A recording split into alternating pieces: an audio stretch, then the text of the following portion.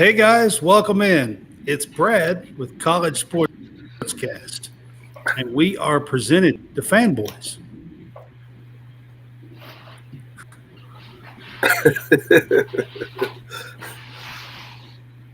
Perfect.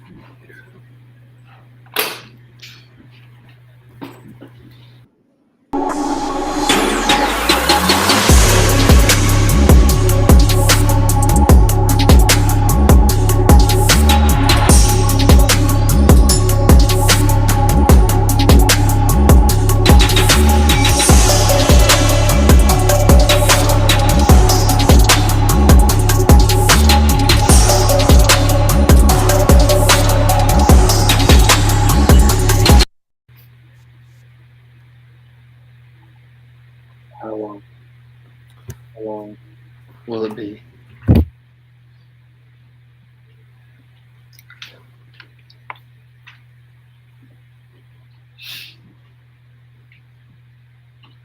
Three, two, one. Nope, we gotta wait for him to blur. He's got to that's blur right, that's first. right, that's right, And we that's got to right, blur, that's so he's got to right, go. that's right. He has to blur first. He has to blur. Oh, hold on. Look at him. He's still looking at different things. We don't know what he's looking at. Man, we never know what he's looking at.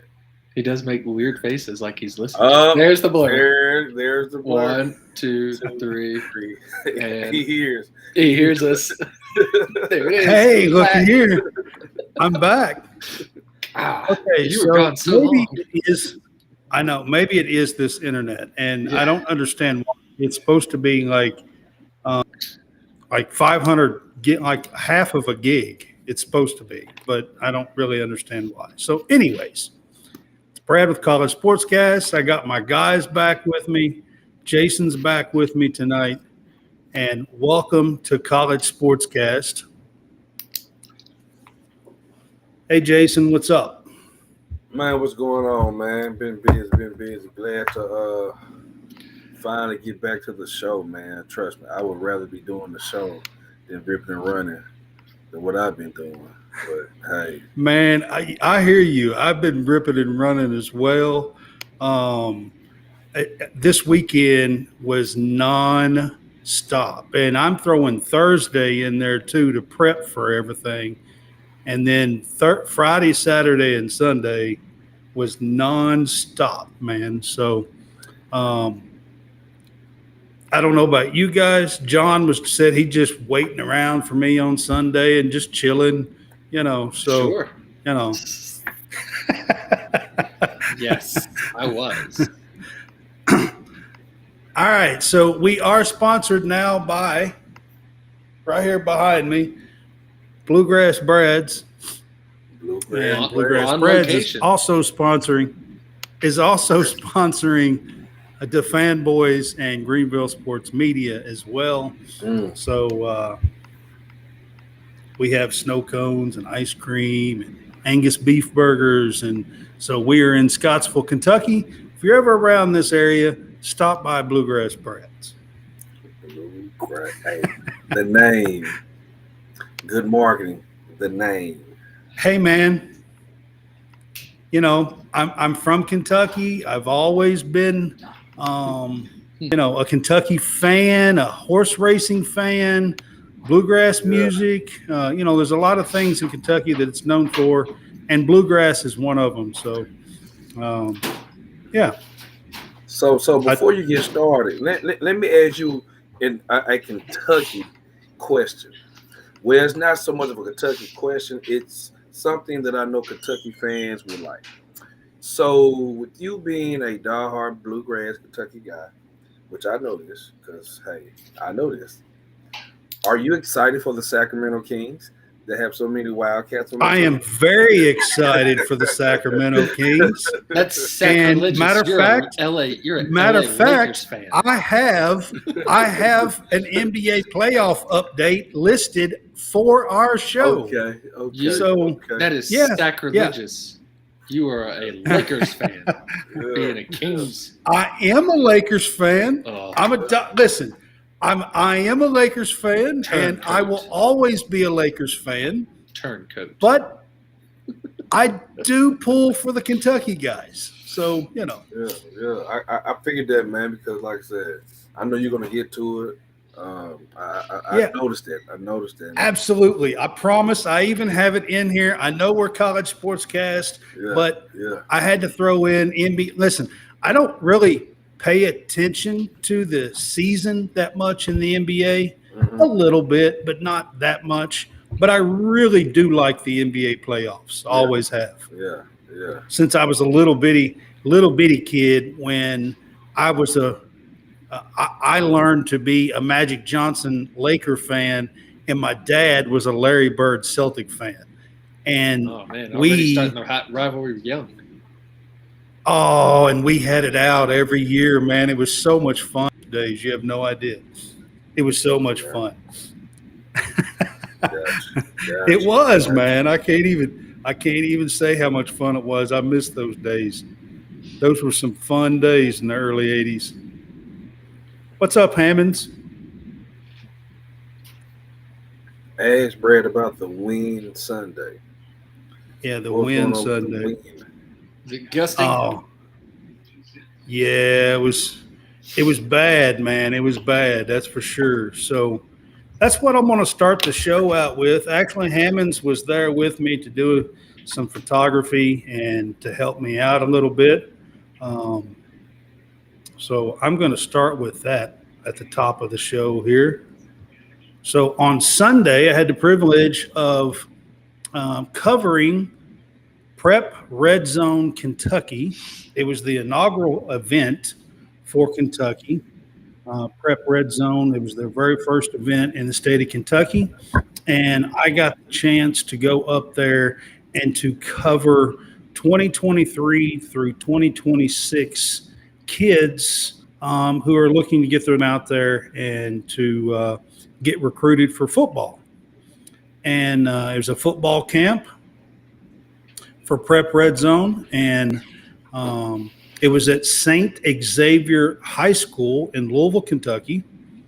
And we got to go up there and participate as a media member and report on everything. I have College Sportscast R&D Instagram page now, and R&D normally is in football as recruit and develop. I have it as recruits and discovery. College Sportscast R&D. You can find that. I have posted probably close to 100 videos on there about the event. So you're more than welcome to go on there and check out those videos. I do want to say at the top of the show here, at the end of the camp, the camp coaches, who were college coaches mostly, and the camp leaders all selected MVPs for each group. And I have their names listed at the bottom of the screen. So Trey Cotton from Louisville, from Christian Academy of Louisville, a 2025 receiver, got the receiver award for MVP. Xavier Cleary from Paducah Tillman got the defensive line MVP. Stephen Thomas from Louisville Male got the offensive line MVP. Trevor Havel from St. Xavier got the quarterback MVP. Caden Smith, a linebacker from Taylor County High School, got the linebacker MVP. Hunter Durr, a running back from Miamisburg, and I believe that's in Ohio. There was a few kids that come down from other states, and he was one of them. He got the running back MVP.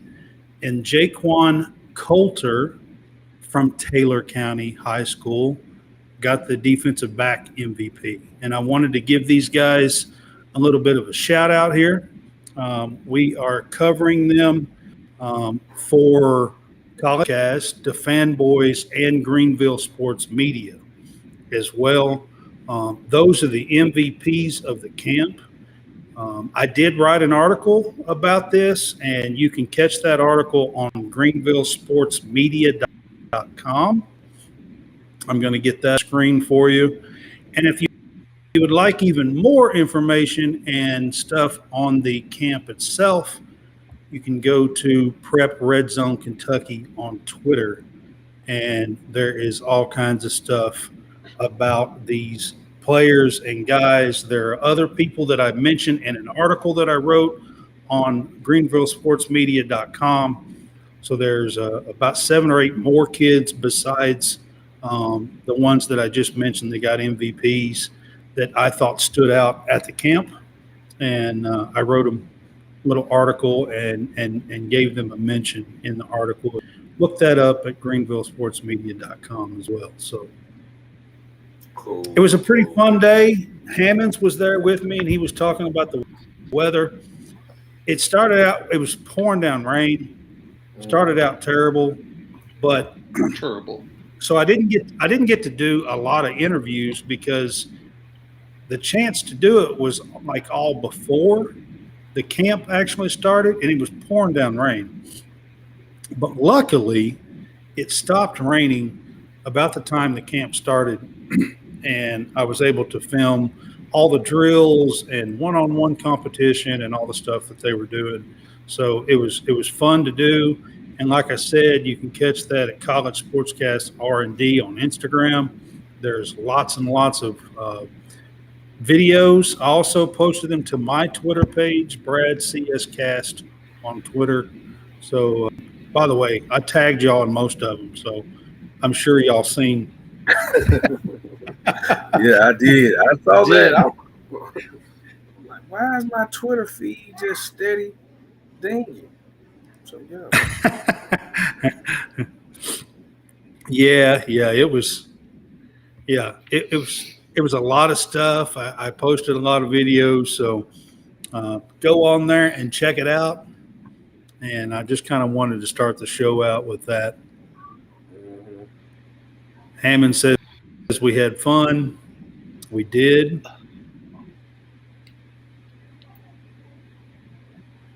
What else did he say over here?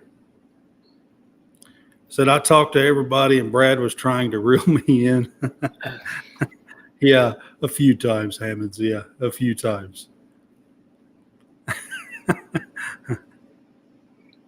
That's funny. This is true. Hammonds is telling the truth there, actually. So you're saying that he's a liar most of the time? No, He's telling the that's truth not. right there. Yeah. I mean, that's what I heard. Well, so he does like to mess around and say stuff, and he's actually telling the truth. I did get a Kentucky hoodie out of it.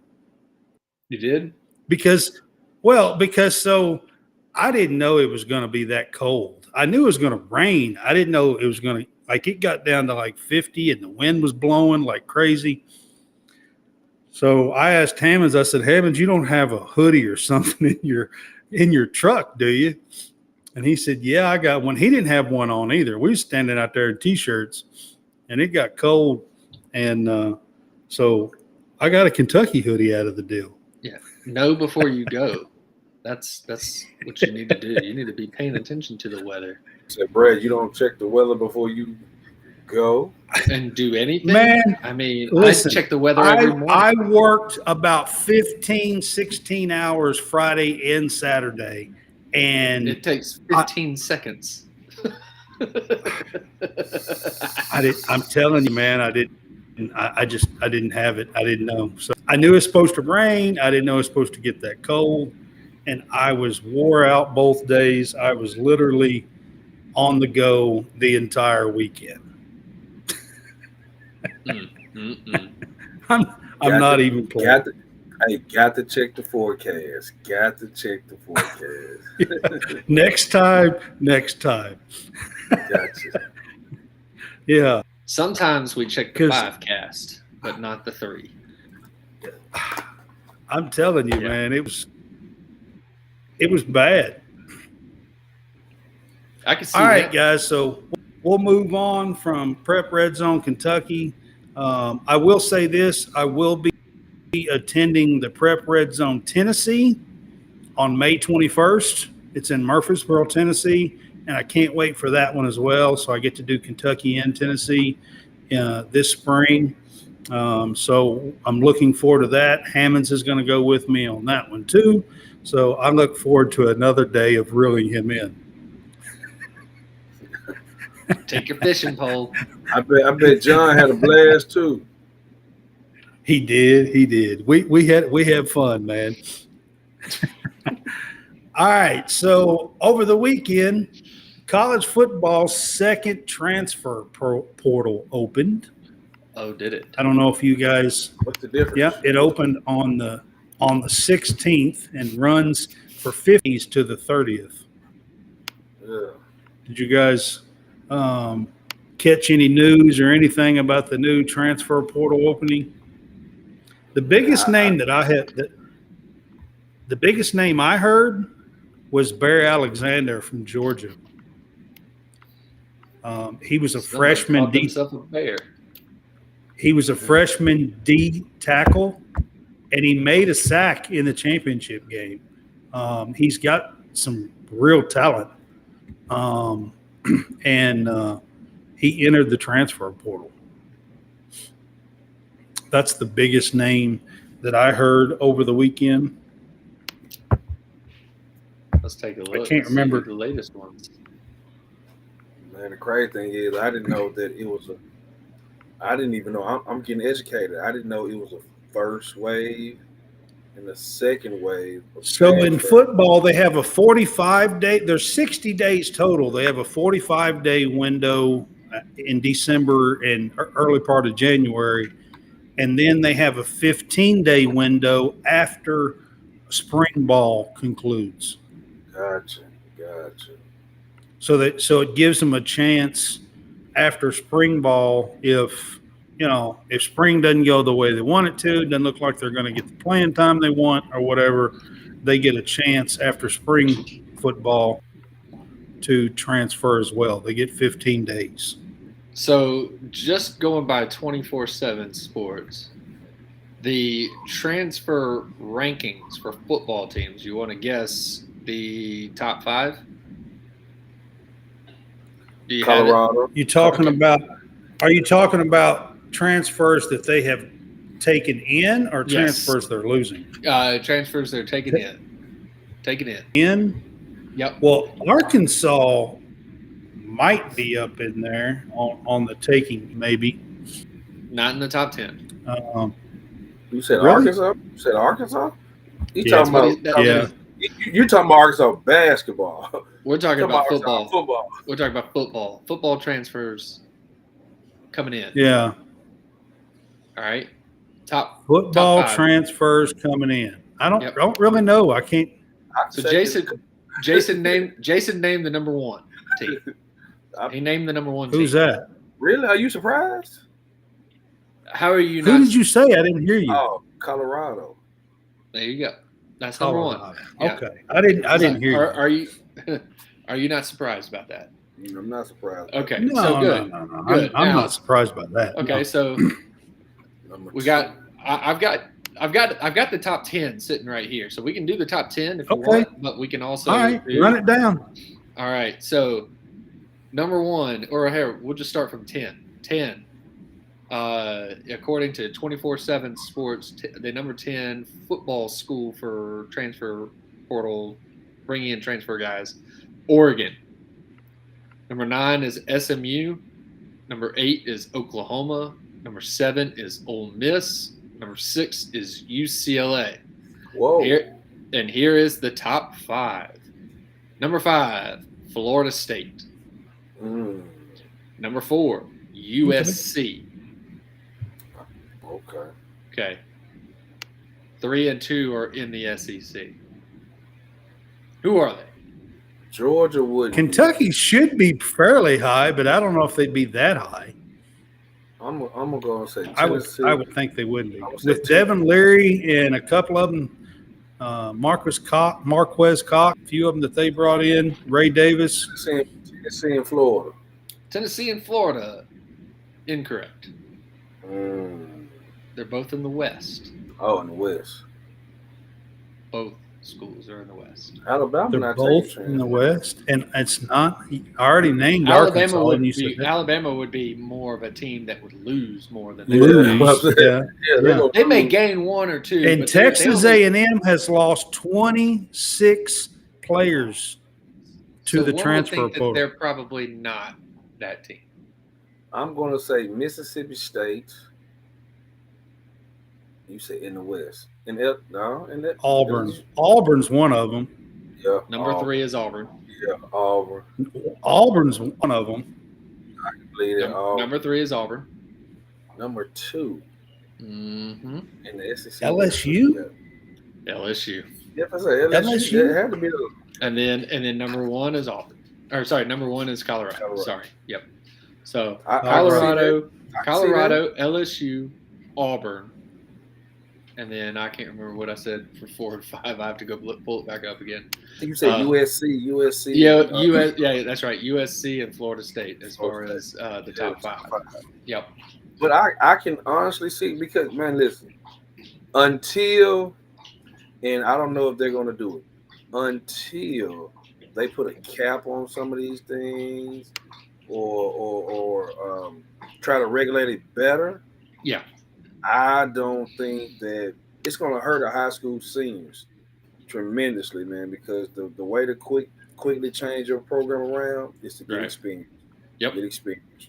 That's like I think that is one of the points that I was making when we did this last week and we were talking about the basketball portal.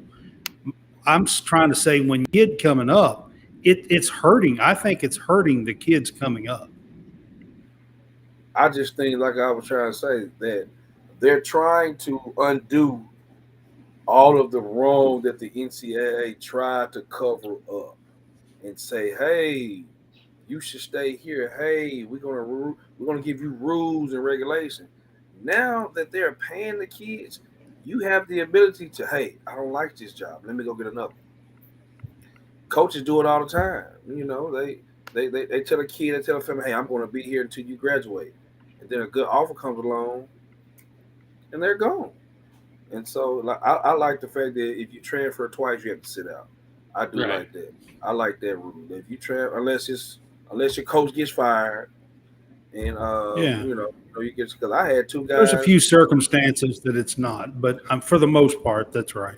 Yeah, So like I said, dealing with the basketball, I have 2 guys. Like the football portal being 45 days and then a break, and then after the spring you open it up again. I do like that a little better than the basketball portal, the way it's set up. I think the football portal actually makes sense, and the basketball portal, in my mind, doesn't. And I'll get to that in a few minutes when we get to the next segment here. But I do like that. I was mentioning that I noticed that there's another 1 or 2 kids that has put their name in the portal since it opened from Texas A&M. They have now lost 26 kids to the transfer portal football team. Yep. That is, you only have 85 scholarships. Yeah, one of them being is the number 3 transfer player so far is Denver Harris, a 4-star, went to LSU. Yeah. So he is signed and enrolled. He's actually enrolled at LSU. Right. Yeah. So he came most in. Of these kids from the early one are enrolled at their new school. Right. Yeah. Correct. And so that's the reason why they have that window. The 45 days is before school starts back in January, so these kids can be a part of spring ball at their new school. Right. That's so smart. A lot of these guys are guys that were enrolled back in January. Right. That's the reason why. Yeah. That's the reason why, Jason, I was saying the football transfer portal actually makes sense with, football, with college football, the way it's set up. Yeah. I mean, but you got to understand, college football is just, it starts fall, ends early January. It ends early. Basketball stretches from early November. I'm going to get to something, and you're going to have to agree with this here in a minute. I'm going to have when it comes to the basketball. I'm going to have to. Okay. I don't see it. I don't see You're how telling you. them what I don't to see do. how you could not. You're telling them what to do. You're saying that it's a suggestion or something that you. You must. Yes, it is, but I just don't see how you can go against it. That's what I'm saying. Okay, I can't wait to hear this one. Yeah, I know. Can't wait. That's what I was going to say. All right, wait. All right. What were you going to say? Do you want me to get to it? Yeah. Do you want me to get to it? What do we have to? You let it up. Let's go. Yeah. All right. So the college basketball portal should coincide with would be starting school on summer campus, the June semester summer campus. Okay. So you could, tie together where you could be at school on summer campus by, the first week of June or so. And then the 60-day window should start about after the Monday championship game, all right, in April, and it should coincide with the NBA college basketball return date. So this year, they have till May 31st to make their decision if they're going to return to school or not. You can put your name in, keep your eligibility, and they have till May 31st. However, the NCAA says their transfer portal is going to end about May 15th because it's like the 12th or 11th or something because it started on March 13th and it's only 60 days. Okay. All right. Which you're saying push it back 2 weeks and makes no sense. Why not give these kids the opportunity, put their name in the draft? They could put their name in the draft. They can go through, and on top of that, the NBA Combine is May 14th through the 18th or 17th. Guess what? The portal ends like a day or two before the Combine. It makes no sense.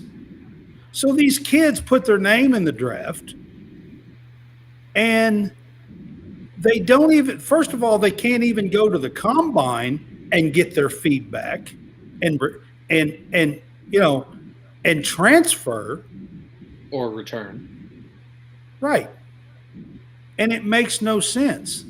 There's no reason for the college basketball transfer portal to open when it does. It doesn't make sense for the NBA return date. It doesn't make sense for the NBA combine for these kids. It's off whack and it's off kilter. And if you move it back about 3 weeks, then it would be around the 1st of June. And these kids could enroll in spring or in summer classes so they could begin to prepare because they work out in the summertime, all these basketball teams do, and begin to prepare for summer and fall basketball. And it's the only thing that makes sense, if you ask me. But I'm not head of NCAA and I don't get to lead it, but I just don't see how you can do it any other way. What they are doing currently makes no sense.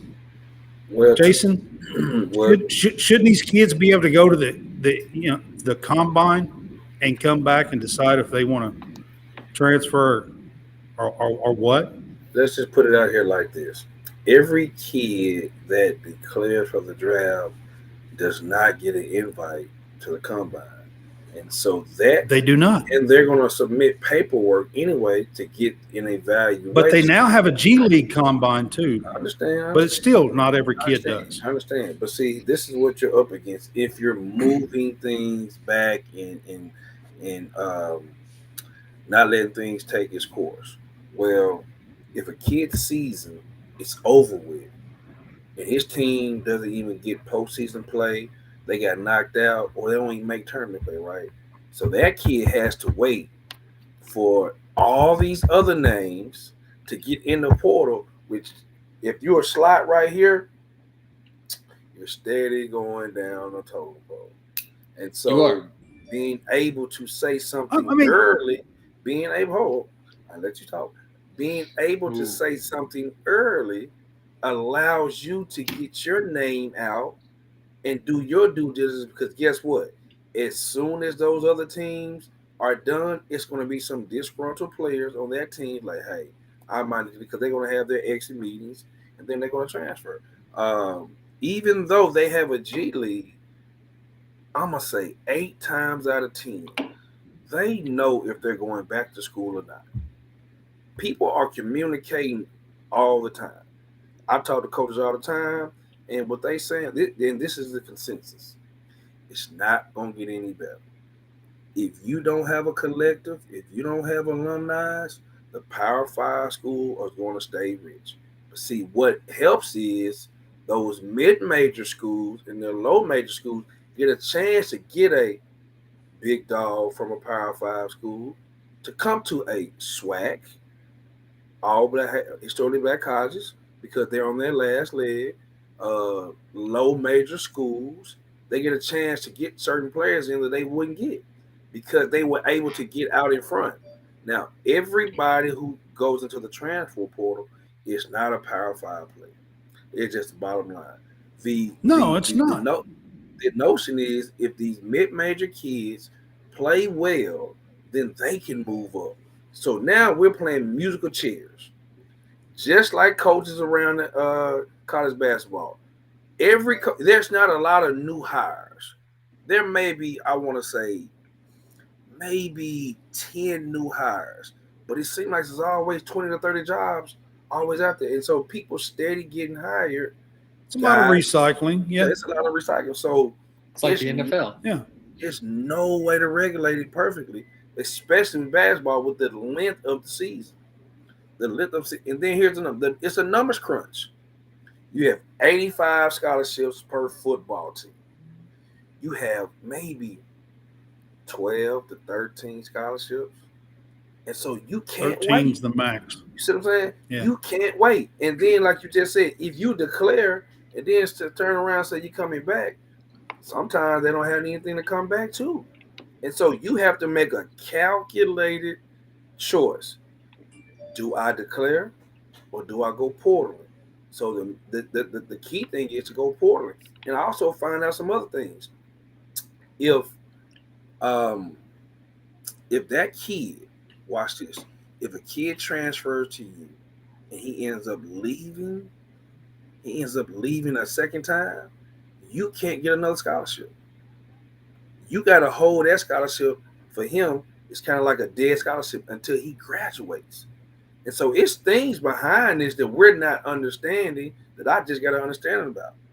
So if a kid comes to you and then he leaves again, because that's why they're trying to take sophomores and juniors because they and grad transfer, because it's going to count again. So it's going to regulate itself sooner or later. It's going to regulate itself sooner or later. But I do think, and what I can't agree with you on is it has to be some type of regulation with better dates. I can understand it. But here's the biggest but. Coaches do not stop working. They are not going to high school gyms to send to high school gyms. They are waiting, literally waiting on the transfer portal list so they can recruit those guys. See what I'm saying? So I'm getting ready. It's hurting. If it's hurting anybody, it's hurting the high school kids. It's hurting the high school kids. So now what they have, and it's hurting the high school kids in football and basketball. But here's the thing: if you have a scholarship, you better commit early. Everybody, all the big dogs are committing early. It's only a couple basketball players high profile, meaning Bronny James, a kid who doesn't need to go to college, Right. doesn't That have to go hasn't to college, signed. but That hasn't signed. yeah, That's what you're it getting hasn't at. Yeah. signed.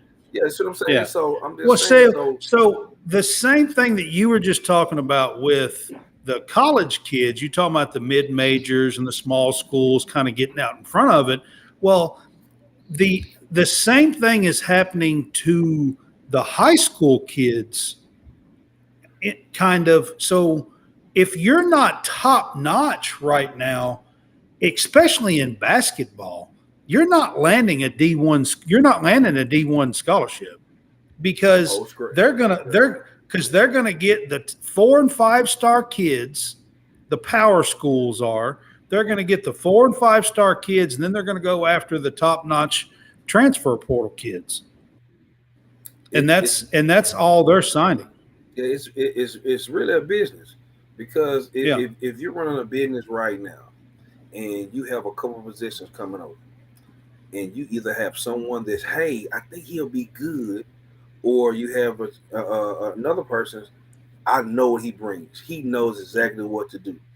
You're not going to be so quick to give X a chance, and when you know Y knows exactly what you need. I don't have to teach this kid how to wake up. I don't have to teach this kid how to come to practice. I don't have to teach this kid how to manage his schedule. Yeah, absolutely. So you've already got a kid that's already been in college for a year, so they he's been in college. He's been through it for a year or two or whatever. They understand the college life. Yeah, you understand the college life, and there's so much money involved that it's. Hey, listen, you man, look, better to have a proven commodity.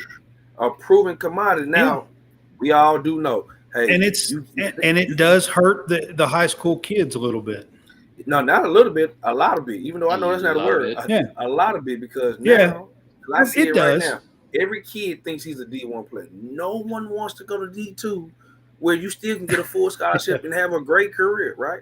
No one, right? Hey, right. I'm a D1 player. Well, or go to D2 for a year because you get all the playing time, and then you can transfer, and everybody will be looking at you. It's like, hey, because I went to if the you minor go leagues to a for D2 school, I went to the minor leagues for a year, and then I transferred to a D1 school, got me a starting role with a D1 school, and then landed the NBA draft. Man, listen, I know a kid. You guys know it too. He plays for the Miami Heat. I thought he started off D3. Then end up making it to Michigan, and then going undrafted, and then signing about an $80 to $90 million contract, and he barely plays now. He's probably gonna play a lot now since Tyler Hero broke his hand. But what is it? I can't think of his name. I can see his face, but I can't say his name. What is his name? Dare I shoot it for? It might be. I can't think of his name. They have a Robinson that's a pretty good shooter. He started D3, ended up at Michigan, and he don't play much now because Tyler took his minutes. But what John was saying, like, that's what it is now, because now kids, this is what kids are doing. Watch it, because I've known, because I'm here. Okay, and I'm seeing it. High school kid thinks he's supposed to get recruited. Well, why I'm not getting recruited? I've been doing this, the other person doing this. Well, everybody else signed. But now they got to go to what they call post-grad. Post-grad kids is just another year of high school. They're not looking at that because we have the leagues Ignite, all these overtimes. Ignite's taking kids for 2 years. This is what they see. Yeah. They cannot see. They cannot see into the future because they cannot see beyond this right here. Well, not only that, right? And here's the thing, Brad and John, you guys know this. Kids are being told, "Hey, you are better than that." I'm gonna give you some insight. I actually signed with a D2 school coming out of high school. I signed with Henderson State. Henderson State is where my parents met, and my mother's from that area, small town Division II. The head coach ended up getting a job at Ole Miss and said, "Hey, do you want to come to Ole Miss?" That's how I ended up at Ole Miss. I was like, you know what? They're tripping on my height. hey, this guy believes in me. Yeah. He wants me to Right. come in here. Guess what? I just happened to make the right decision at the right time. I didn't know this guy was going to get a head coaching job. I mean, a Power 5 SEC job. Right. I did not know that, but I happened to sign with him. And he, Right. hey, I want to bring, so I had to go through that. And so it's crazy Hey, that this is relevant. there's now. nothing wrong with taking steps to get where you're going. There was nothing wrong. Listen, most of the even got time my in best life, friend a scholarship with me. Now think most about of the that. time in life, that's exactly what you have to do. Is you have to take some steps along Yes, the way, and you yes. got to climb the ladder. It's your That's own that's personal really that's journey. really what happens. So And we then- have it in the major leagues. You have a guy that is major league ready, right? But he's still got somebody that plays ahead of him. Mhm. Is it better for him to be on the major league roster and sit, or is it better for him to be in AAA and playing every day? It's probably better for him to be in AAA and play every day. Correct. That is the correct answer. Probably. So yeah, for some of these kids, and they need to understand that sometimes it's just better for you to go somewhere where you will play, because the fact that everything is most everything is televised now. You've got access to every conference, everybody's got some sort of TV, whether it's on ESPN Plus or whatever, but the right people all have access to every bit of that. And so if you are playing D3 whatever, you could be football, it could be basketball, it could be baseball. If you're playing, you're going to get seen now, more so now than any other than before. This is not the same as not necessarily the same as when you and I were in school, Jason, because you got lucky and had a guy that went into an SEC and said, "Hey, I'm pulling you with me. Yeah. If you want to come, let's go." But nowadays, the SEC network is, you can watch 50 of 56 baseball games, something that you couldn't do before. But, CUSA has a network, and, Joe Schmo, whatever network, shows. I mean, look, we can watch Cal State Fullerton play baseball every game, which is something that you couldn't do before. Now, I know I'm not naming a D3 school yet, but I'm just saying that these things are now widely on TV or on some form of streaming service that you can watch, D3 baseball or D3 basketball or whatever, and somebody is going to get discovered that way, and that they can go to these smaller schools now. But yes, the transfer portal is hurting or going against the high school athlete, and it's forcing them to either have to pick a smaller school than what they originally thought they should go to, or they are going to have to go somewhere and sit. Yeah. You're Absolutely. Exactly right. And we're gonna move on to a different topic, guys, but I'm going to go to a couple of news updates. So Edey declared for the draft, but he is maintaining his eligibility. So he did that today. Isaiah Wong, the Miami guard, declared for the draft today as well.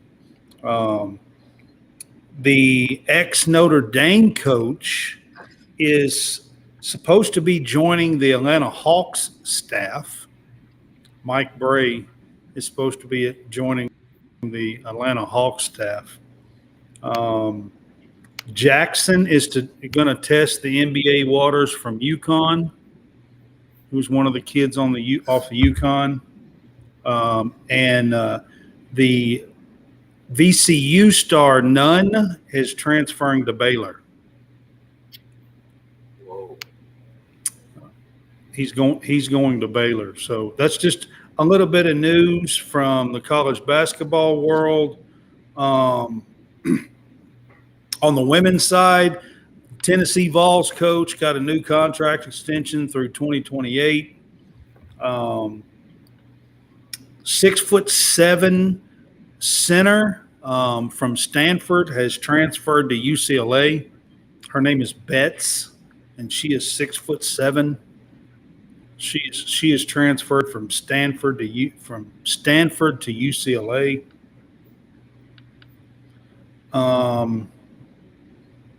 Sun Belt Player of the Year. Her last name is Jefferson. Is commits to Louisville to play on the women's side of the ball.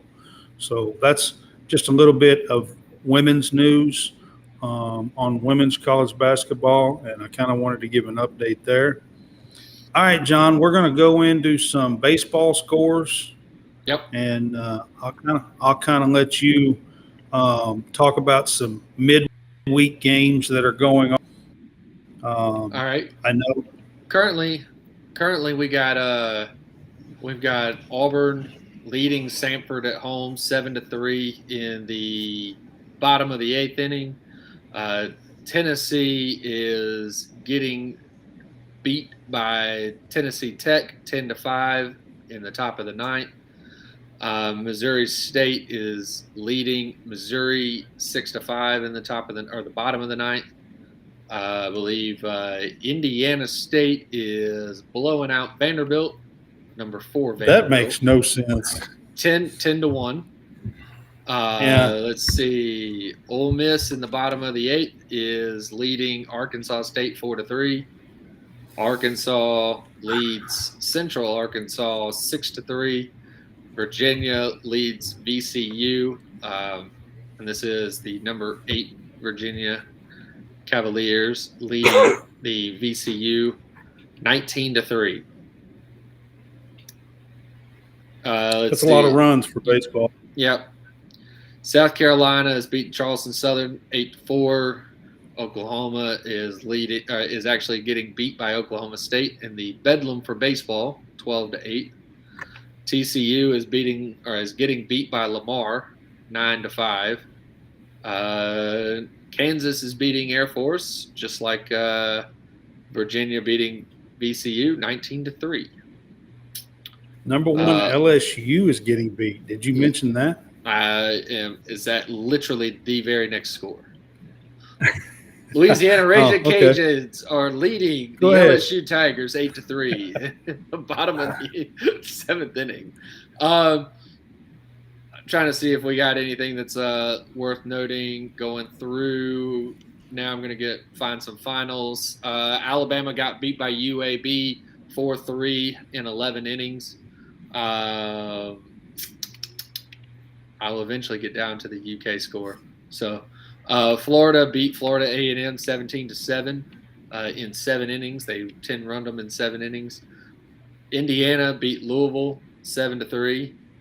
Duke beat William and Mary 7-0. Radford beat Va Tech 16-8. North Carolina beat Charlotte 5-3. Kentucky beat Xavier 13-2. I believe that was in 8 innings when they finally eclipsed the run rule. Clemson was defeated by Georgia 5-4. The Mississippi State and Southern was canceled. And Louisiana Tech beat Southern Miss 3-1. Miami beat Bethune-Cookman 12-6. That's another one that was probably. Did you say UAB beat Alabama? I did in 11 innings. Okay. Yeah. Took them 11, but they did it right down there on the south side. Yep. Right. Mm-hmm. All right. So that kind of gives you guys some midweek scores and an update on college baseball. And we're going to continue to talk a little college baseball. I've got a couple of things here that I hadn't told the guys about, but I'm going to let John kind of lead this. So we're going to do a pick 6. And our pick 6 is we're going to talk about our top Golden Spikes Award players. And I'm going to let John kind of lead this. he's our college sportscast baseball guy. So I'm gonna let him kind of lead this one. Jason, if you know some stuff, you're more than welcome to chime and throw some names out if you know some stuff. If you don't, Gotcha. then you're good to go. All right. Because I mean I can throw out about maybe 3 names, but outside of that, I really Why don't couldn't you go say. ahead and tell me your 3 names that you can throw out there? Do you have your 3? You go ahead. I'm gonna let you lead this, so you go ahead. Okay, so give me just a second because now you're putting me on the spot. Yeah, the Florida first baseman, and I can't say his last name. Jacques Caglione. There you go. Caglione. Okay. Yes, Jacques Caglione is definitely a potential Golden Spikes award winner. He is going to be right now in the lead as far as.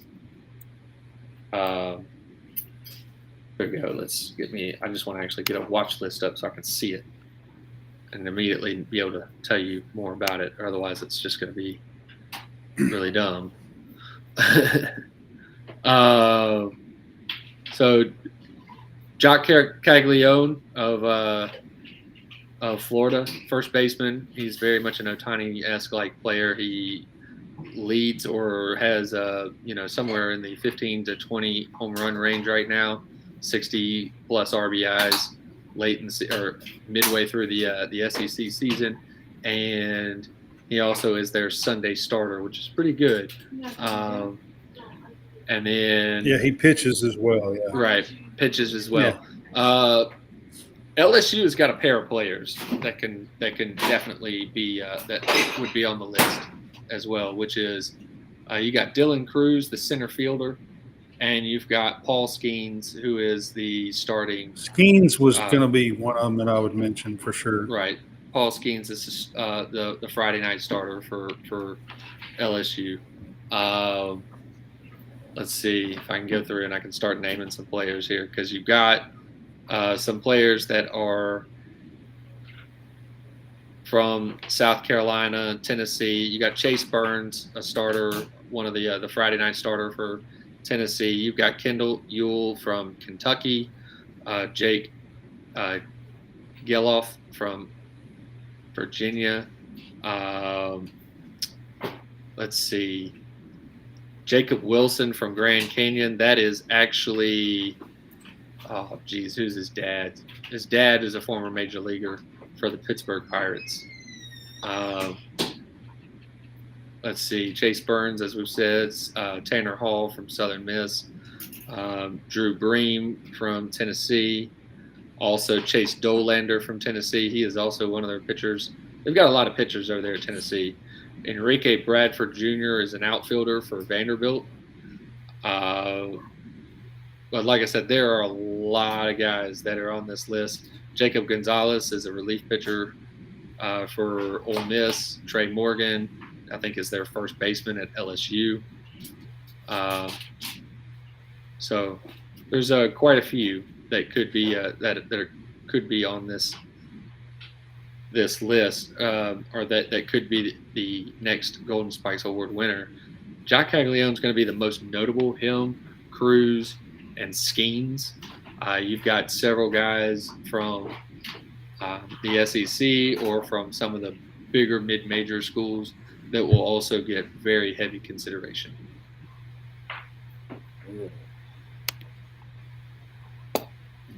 So, quite a few that are there. And we lost Brad, so that's going to be fun because how is he going to get back in? He's not going to be able to get back in.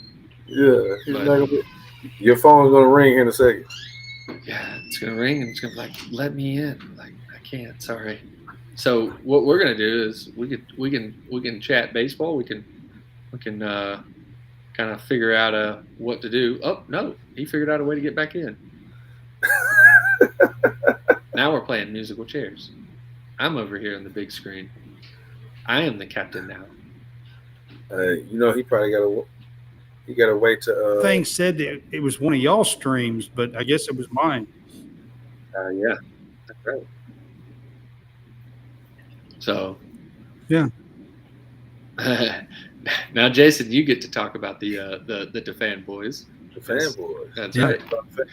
right. Yeah. We're just we're moving around now, so going around in circles. We're all getting a test to sit in this chair right here.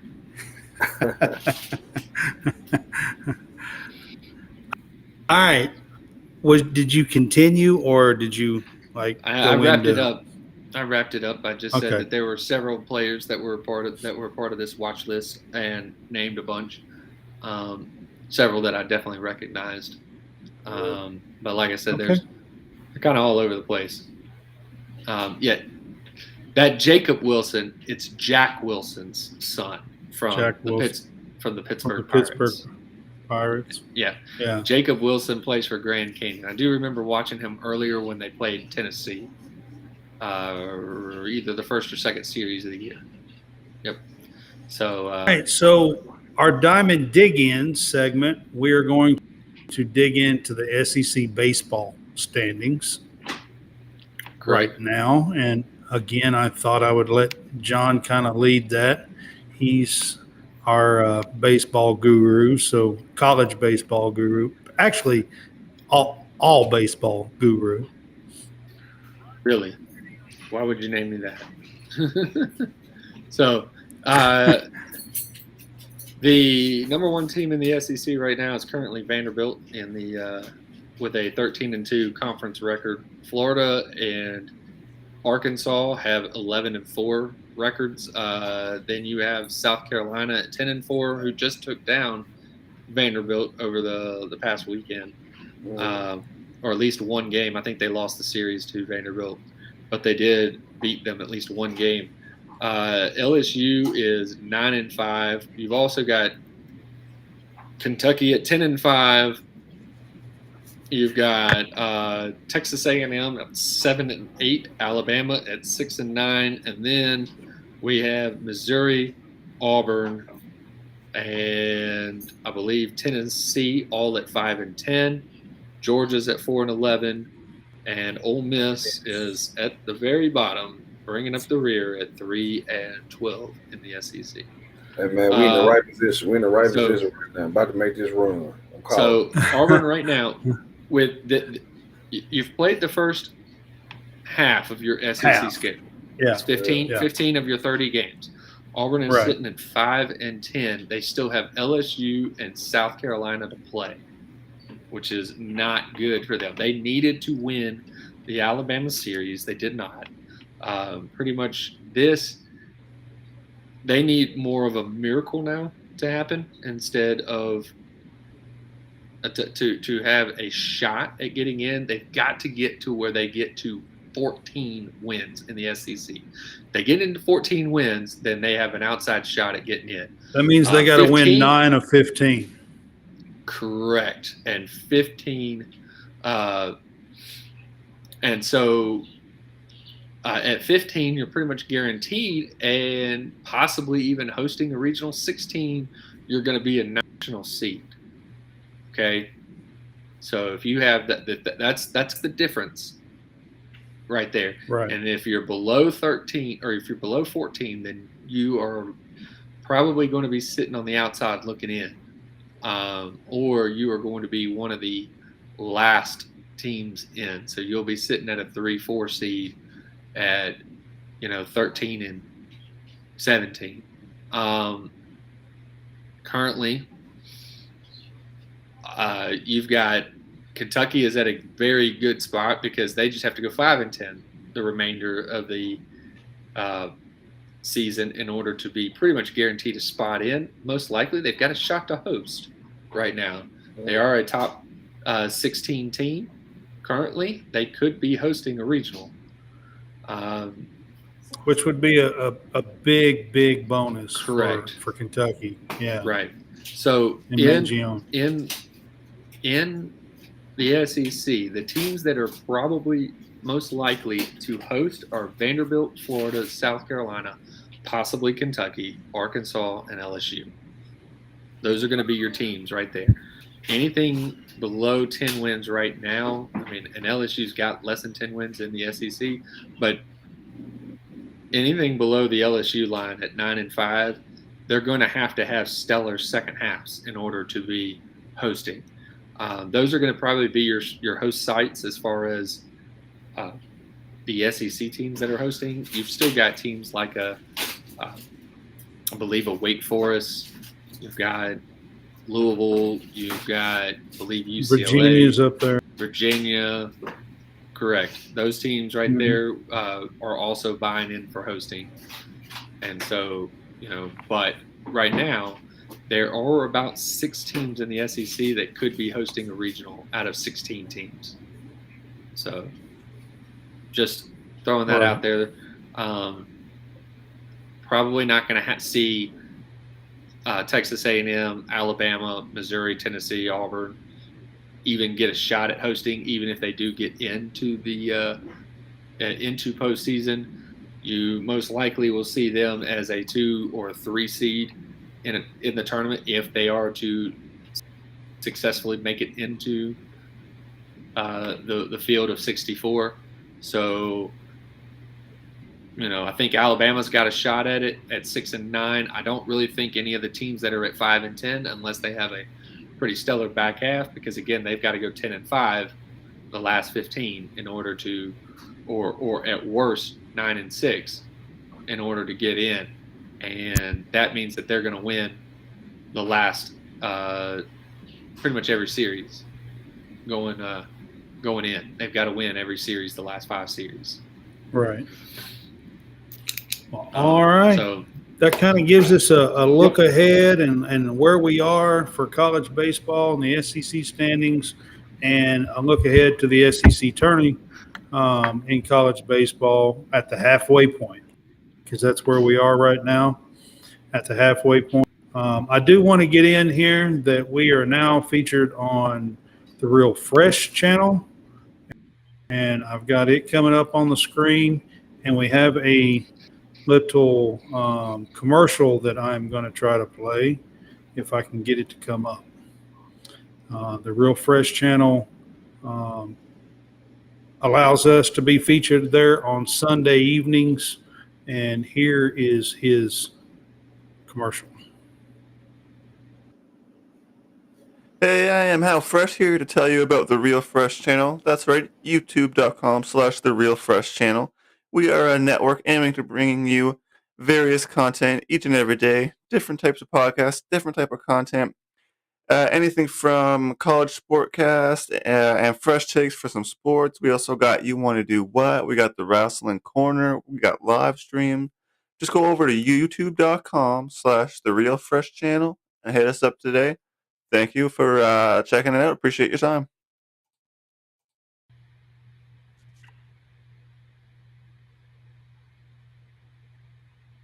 The Real Fresh. Howie Fresh. We'll have to wait for Brad to figure it out. All right, Brad. guys. There you go. You made it back. Can you hear me now? Yes, we can. Okay. I didn't know if you could hear me yet. Y'all was quiet. I couldn't Nope. tell. All right. So that was the Real Fresh channel. And we appreciate Howie for all that he does for us and for the fanboys. So that's a little bit for him as well there. I do have something new here up on the screen, and I'm going to kind of give this a try. So we have some college SportsCast swag. Okay. So a merchandise here. If you guys would like to purchase a shirt from us, I have it up on the screen. Have a little scan code there. Our shirts are $27.49, and I think there's about 3 different colors you can choose from. I've got a picture black one. There's a green one, and kind of a charcoal, I believe, are the 3 colors. and the green one's like a dark green color, I believe. So, it will help us and support college sportscast, and you can have a cool shirt to wear. So I thought I would put that up on the screen and get your shirt from us, guys. We all should buy one ourselves and like some Tuesday night or something, and all of it, and that way we can show everybody what the shirts look like and stuff on air and that kind of stuff. But I did want to put that up on the screen. It's so get your shirt from us, guys. No doubt. I will be getting one of those. Got some more stuff coming. We're going to do some DeFan Boys gear and stuff as well. So we've got some more stuff coming along the lines as well. So that should be fun. We'll get some of that stuff up as well. I tried to get some of the one of the DeFan Boys on tonight, but I couldn't get both of them to download before and everything. So our prize picks, you can go to prizepicks.com and use our promo code CS to double your initial deposit up to $100. So if you deposit $50, you get $100 to play with. If you deposit $100, you get $200 to play with. It's a daily fantasy sports, and you can go on there with over 30 sports to play with each and every day. Right now, the NBA playoffs are going on. It's a fun time to be, putting $5 down that Steph Curry is going to get more than, they say 30 tonight or 32 or whatever. And, you can play $5 and try to win you some money. Again, use our code CSCast to double your money. Well, I might need to double All my right, speaking of that, NFL playoffs are going on. Let's do a little update on the NBA playoffs. I was like, what have I been NFL? No, NBA playoffs are going on right now. I want to do a little update on the NBA playoffs. So I want you guys to know, and we were you brought them up early when the show first started. So tonight, Sacramento Kings put Steph Curry and the Golden State Warriors in a 2-0 deficit. And it is the first time Steph Curry's career that he has been in a 2-0 deficit in the NBA. I thought they were in a 2-0 deficit before. I thought they were in a 2-0 deficit before. According to the article that I read today, it was the first time that Steph had ever. I mean, that's what it said. So now, unless the article was wrong. They said it last night on TNT. So they said that last night on TNT. So yeah, it was the first 2-0 deficit in Steph's career. I actually picked Sacramento to pull the upset. I actually did. So. Well, I mean, the two games were at Sacramento. They're the 3 seed, and Golden State's the 6 seed in this one. So, I mean, Golden State did not have their, 55, 60 win season like they had been. I think they went 44-38 or something like that, and so they kind of had a little bit of an off year compared to what they had been the last couple of seasons. And they're the 6 seed, and Sacramento is the 3 seed. And Sacramento took care of business at home. And you're talking about the Kentucky guys. I will name them now. De'Aaron Fox and Malik Monk are there, and they played together at UK. And you can tell that they have chemistry. I mean, they just have chemistry on the floor. This is the first time in 16 years that the Sacramento Kings have won a playoff game. Now don't forget your boy Trey Lyles as well too. Trey Lyles. Yes, Trey Lyles is there too. Trey did not play with Fox and Monk. He didn't. But he had a nice game. That first game. Yeah. That's why I picked Sacramento to pull the upset, because they actually play better on the road. That's going to be scary. We're fixing to find out. You got the big guys, Sabonis or whatever. Sabonis? I can't. Yeah, that's his last name. I think that's how you pronounce it, isn't it? I think they might get hit in the mouth in the Oracle, but I think, man, I just think they're gonna punch back. I hope so. I have to say, with 3 Kentucky boys on there, I'm pulling for Sacramento in this series. Steph, don't get me wrong, I like Steph. Steph's had a great career, and he's still going to be a great player, but it's time for somebody else to step up. And Malik Monk has been one of my favorite players ever since he showed up on Kentucky camp. Actually, his senior year in high school, I actually went to see him play. I was living in Emma, and I actually went to see him play his senior year in high school, and he was something else. I mean, he was just in high school. He showed up at UK campus and just showed out in so many games at Kentucky. And the other night, he has 32 off the bench in game 1. Last night, he comes in the second quarter, he busts a couple of 3-pointers, 18 points off the bench last night, and he's just one of my favorite players. He has been. He's my son's favorite player. My son has his autograph, and I helped him get his autograph when Monk left Kentucky, and so we have his often stuff, and he's got it, his jersey and a hat and everything else. It's when he was with Charlotte, you know, he's just been one of our favorites. So I saw Monk as a 9th grader, and he made me rise out of my seat on one particular play. He must have drove and cocked the ball back to his feet and tried to just end somebody's career.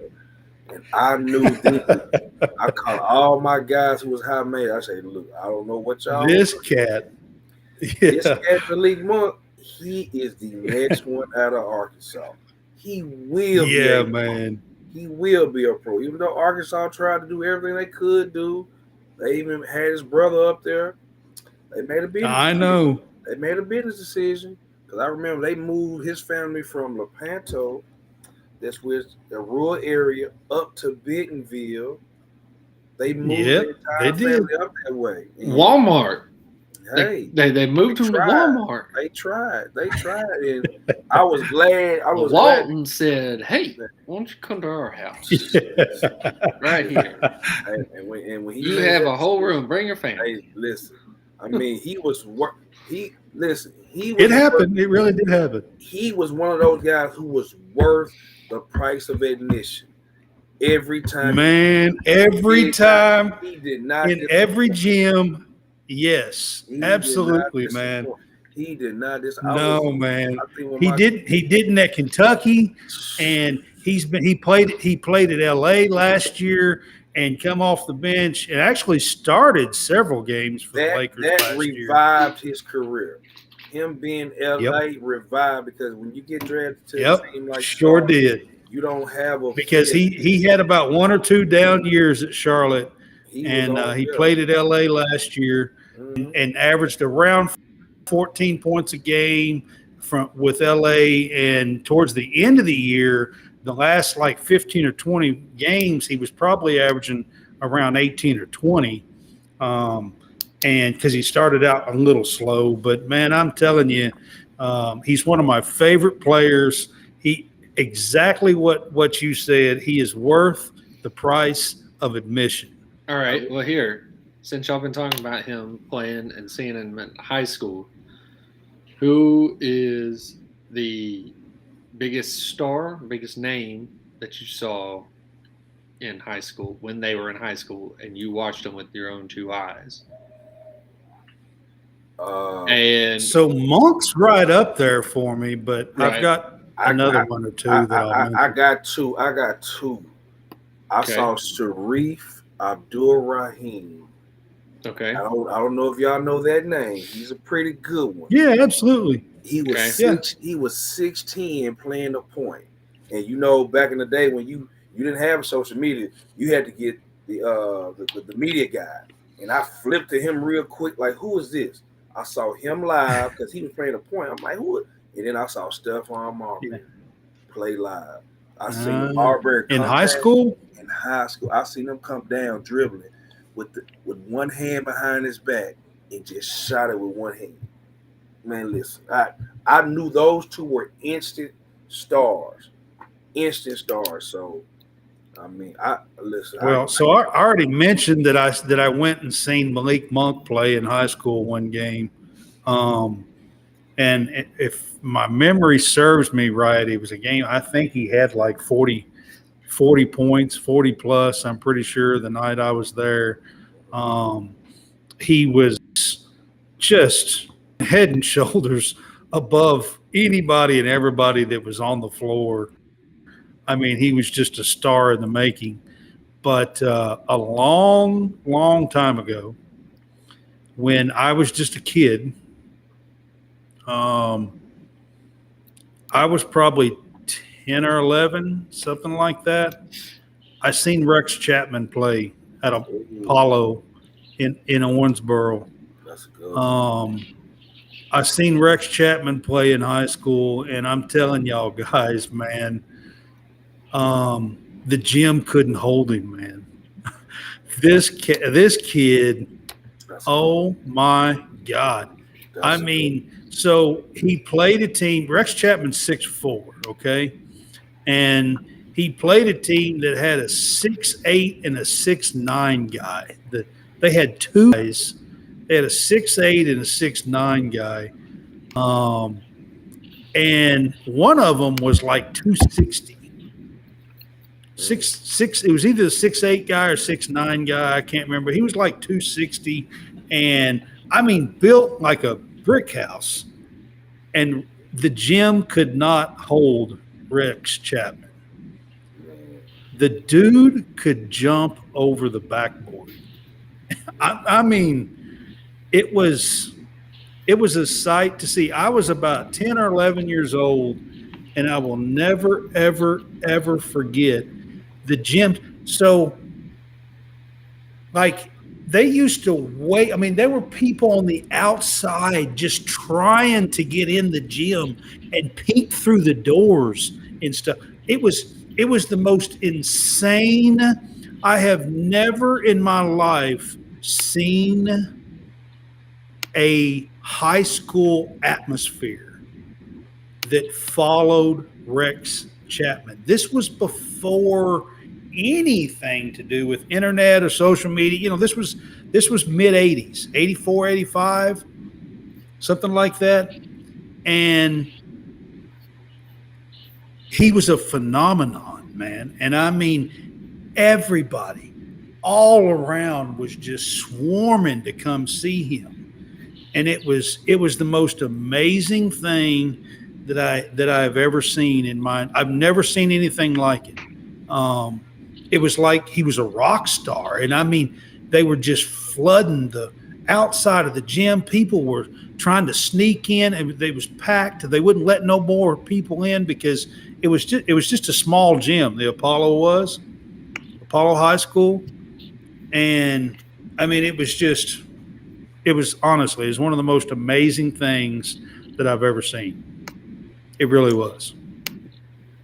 I also seen something similar.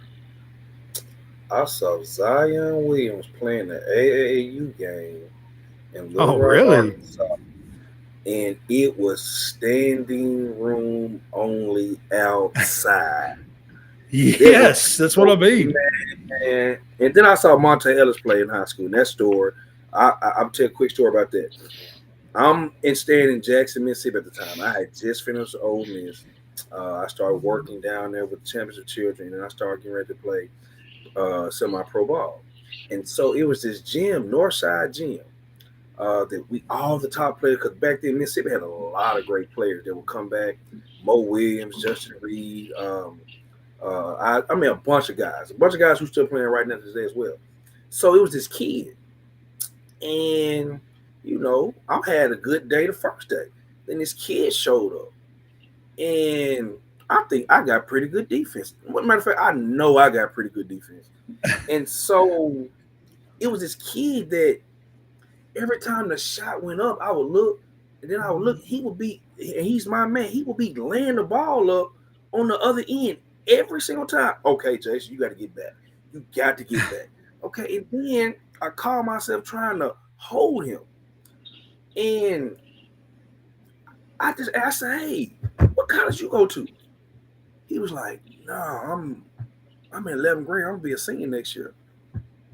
You gonna be a what? A senior what? In high school? His name was Monte Ellis. Monte Ellis. Monte Ellis. Huh. They call him the Mississippi Bully. He was by far the fastest guy I had ever guarded in my entire life. Really? First time I said switch, I don't need to be guarding him. Yeah. He had a spin move that was unreal. That he got it because he was one of the last ones who got drafted. Him and Lou Williams went at it, Right. And he couldn't play none of his games in the high school gym. He could play none of them. They were always played at Jackson State. Jackson State, because he, like when I say the most athletic kid I have ever seen and actually guarded, I'm 21 at the time. I had no business guarding him. Trying to block him out, he's above the rim. Like, Yeah. But I'm gonna tell all my friends about you. Right. There you go. Yep. So the NFL draft's coming up, guys. Uh-oh. It is a week Thursday. We are going to have a Green Bay. I can't talk. Yes, We're going to have Green Green Bay is what I am trying to say. Packers. Good. Guy on with us to talk about the draft. I can't talk tonight with us. Okay. And then talking is hard. Next Tuesday is going to be our last mock draft. Mock draft guy is going to be on here next Tuesday night with us, and we're going to have that'll be the draft on Thursday, and we're going to have our 3.0 edition of College SportsCast mock draft with Peter, the mock draft guy, on YouTube. So looking forward to that. And then next Thursday night, we're actually going to be on while the NFL draft is going on. So I thought the first round, we will come on next Thursday night and talk a little bit about the players that's been drafted and what school they're from and what team got them and where they went drafted and what pick they were. And we'll kind of do kind of a live NFL draft. Live update. reaction. Yeah, live reactions. Yeah, live reactions to the NFL draft next Thursday night. I thought we would kind of cover that some as well. I mean, we might throw in some other stuff too, but that is next Thursday night. Wow. Yep, it's next Thursday night. So we'll be on while the NFL draft is on. So we'll kind of do some live updates and reactions and stuff like that, and tie it to schools and stuff, where they're from and things like that next Thursday night. So kind of give you a little bit of NFL draft coverage and talk here on College SportsCast. I know I look forward to our last mock draft, which will be Tuesday night. And then I think the Green Bay Packers guy that's going to be on about the draft is Sunday, right? Sunday, it'll be Derek Sager for the X Factor podcast. Right. Sunday. He'll be Sunday at 3:00. So that is something to look forward to. So we're going to have a full week next week of some NFL draft talk and a mock draft and live reaction from first round NFL draft next Thursday night, Sunday, Tuesday, and Thursday next week. Cool. Jason, if you're on next Tuesday night, that's what we're going to be doing. We're going to be doing our last mock draft. I will be there. All right, that's what we've got planned for next Tuesday night. That's our last one. It's 2 days before the draft, so it was the last date I could schedule before the draft, and I wanted to get one more in and do a 3.0 edition college sportscast mock draft. Good deal. Nice. All right, I put our link tree up there for a minute, and then we are now on WSBN TV channel 30. Download Cast app, and you can find us on Apple TV, Roku. You can find us on Amazon Fire Stick, but you have to download the BoxCast app. Correct. To find us. The BoxCast will allow you to pick up the WSBN TV channels. There are a bunch of them. I know there's at least 45. I don't know if they're all active because some are like hockey and when hockey season, some are soccer when soccer season's going on. And, so I don't know if they're all active at the current time. But they have, I'm pretty sure, about 45 channels currently. And we're channel 30, by the way. There you go. You did it. I better throw that in. Did I say that? You got it. You let them to write to us. Channel 30. All right. WSBN TV. Oh, you weren't gonna ever say it. Didn't All know right. it. All right. Our Home for Our Troops is our 2023 nonprofit organization that we're asking that you give to for Defend Boys. And it is Home for Our Troops. They are building homes for injured and wounded vets. And they've been doing it for 20 plus years. For every dollar that you give, 90 goes towards rebuilding